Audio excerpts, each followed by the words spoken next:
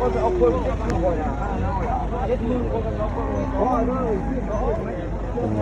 ง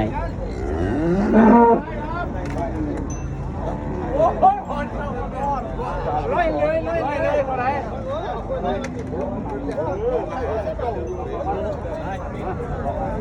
จะบ้านร้านหนึ่งว่ะป่วย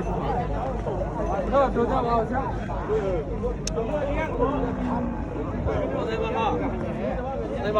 ฮะพาลูกมา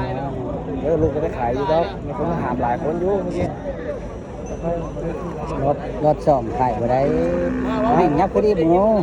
เอาแล้วพ่อทำไปข้างนอกมาดูพ่อผมให้ดีเลยวันนี้ไปทำแต่เรื่องเงินควายในกระเป๋าที่มันใช่เต็มรถจังเอาละบ่ได้เอา19.5ไปเอาไปเลย19.5เราเสียมือแบบเพื่อนจะวิ่งมาแล้วได้เลยบ่ยอมไปเรียนข้าวสารปีผมบอกเงินอาจารย์จะพูดอาจารย์ไม่บอกเอาแต่แม่มาละ19.5เอาเลย